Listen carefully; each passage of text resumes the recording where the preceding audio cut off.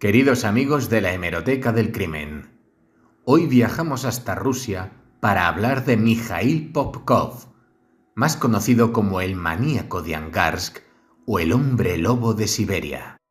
Mikhail Viktorovich Popkov nació el 7 de marzo de 1964 en Angarsk, Rusia, pero poco se sabe sobre su vida familiar o personal.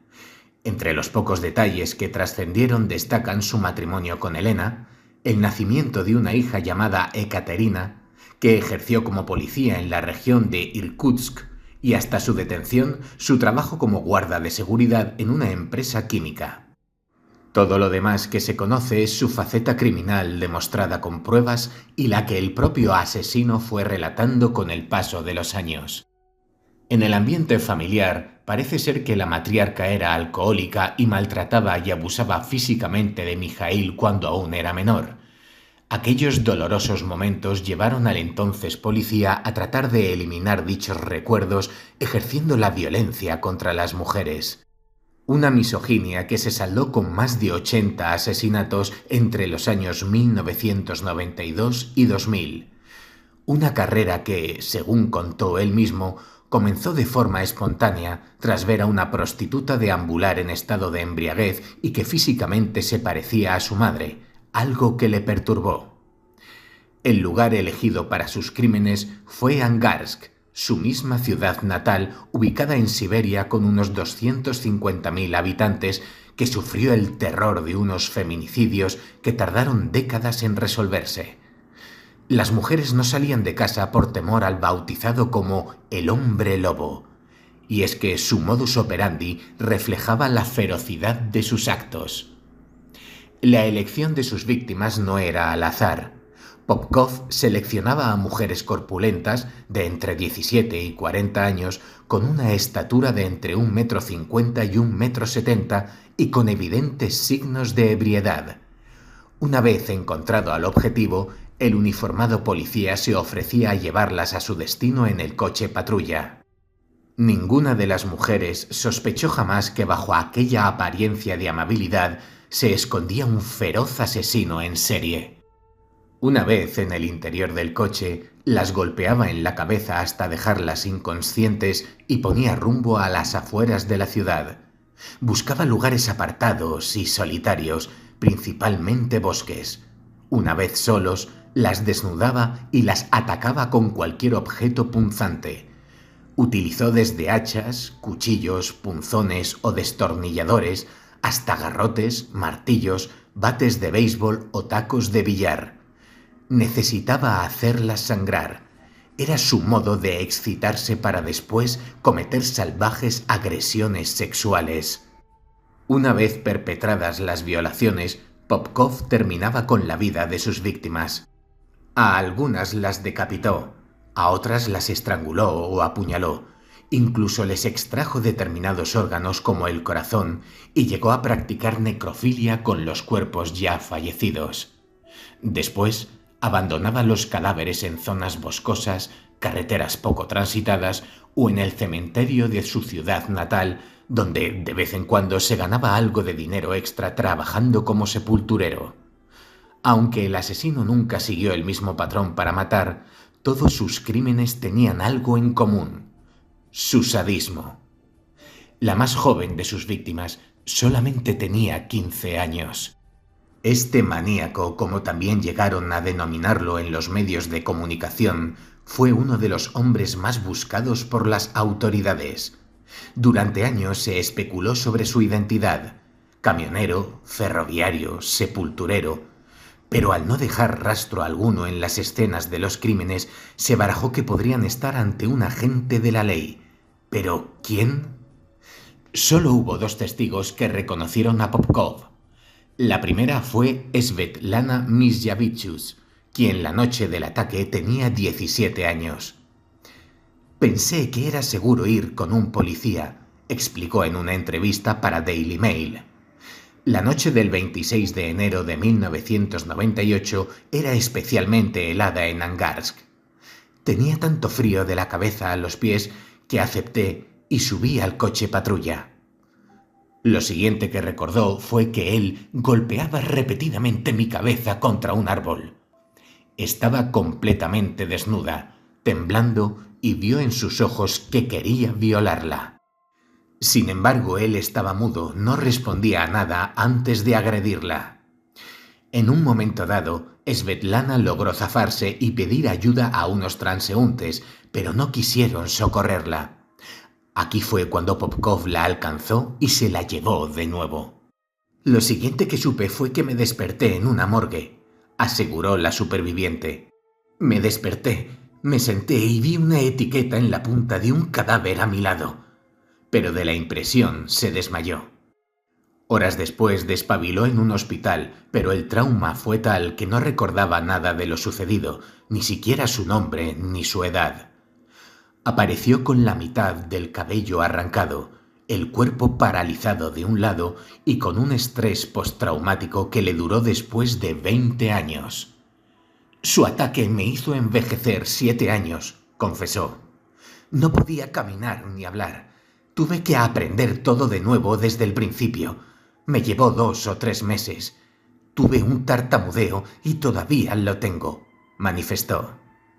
No obstante, cuando Svetlana narró su dramático episodio en comisaría y describió físicamente al agente en cuestión, nadie la creyó. Nadie sospechó que el autor de tales aberrantes hechos fuese un compañero.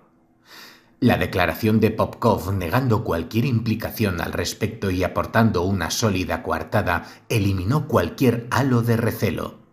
También contribuyó su propia mujer, Elena, que además de trabajar como oficial, aseguró haber estado con él aquella noche. Después de este episodio, la joven tuvo que esperar 17 años para ver a su atacante sentado ante un tribunal. Perdí la capacidad de caminar de nuevo en el segundo que lo vi, espetó Svetlana tras subirse al estrado y relatar el ataque. Eugenia Protasova fue la segunda superviviente del maníaco de Angarsk. Aquella noche de 1999, la joven de 18 años discutió con su novio al salir de un restaurante. Quería que fuera a su casa, pero me negué rotundamente. Él se enfadó y le gritó que se fuese por su cuenta. Aquí fue cuando Popkov apareció, la convenció para subirse al coche policial y, tras un contundente golpe en la cabeza, la llevó al bosque. Al despertar la sacó a rastras del pelo y continuó golpeándola fuertemente. Recuerdo vívidamente esa cara, parecía una bestia, y me asusté por completo, dijo Eugenia. Pese a que ella tenía claro que la iba a matar, no se rindió.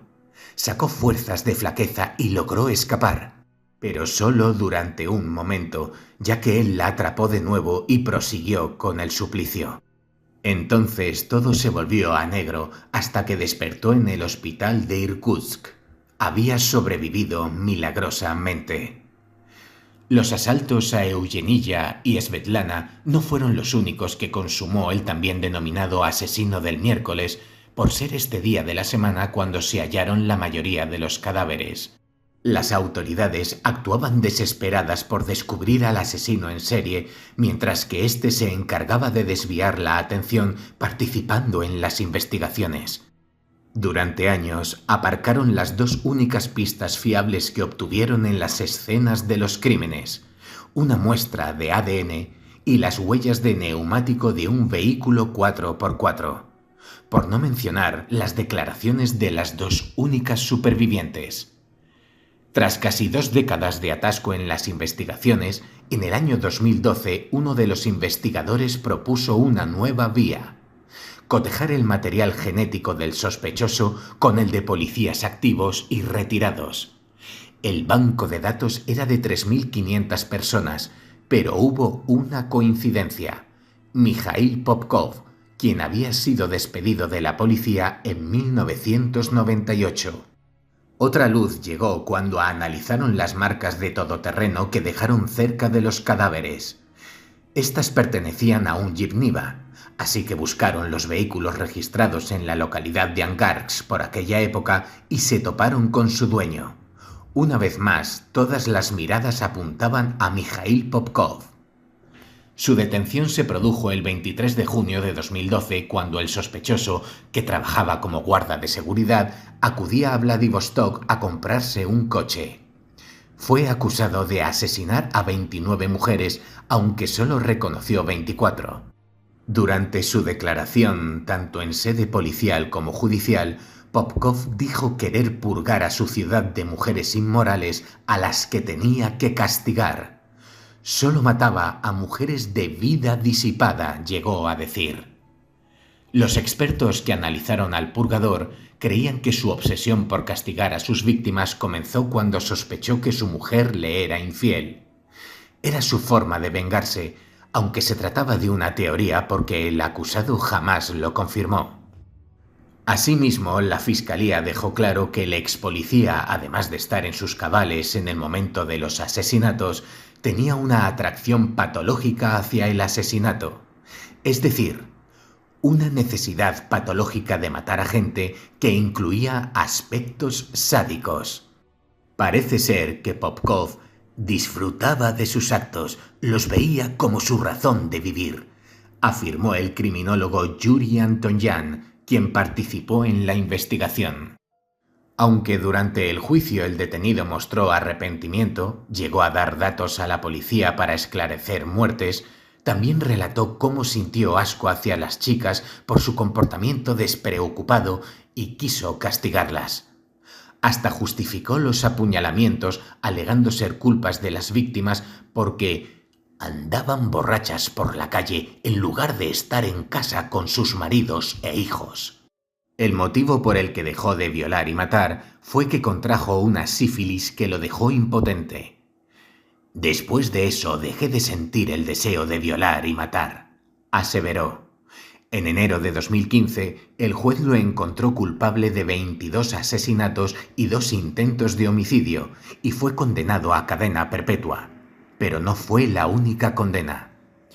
La siguiente sentencia llegó en diciembre de 2018, cuando el Tribunal Regional de Irkutsk confirmó que Popkov también había matado a otras 59 mujeres, aunque la policía solamente encontró evidencia de 56 de esos casos.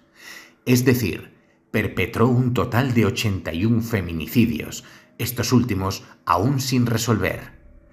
Queda condenado a cadena perpetua en una prisión de alta seguridad, rezaba la sentencia que leyó el juez. Desde entonces, las confesiones no han cesado. Una de las últimas se produjo cuando Popkov afirmó haber ajusticiado a otras 2 mujeres más. La cifra alcanzaría las 83. Nos peleamos y la asesiné, dijo. Pero esta nueva declaración podría ser una estrategia del preso para regresar a la cárcel de Irkutsk, mucho más confortable y agradable que el penal de Toberzhevsky Central en la región de Mordovia. Una forma de tomarse vacaciones después de estar 10 meses cosiendo uniformes y mascarillas debido al COVID-19.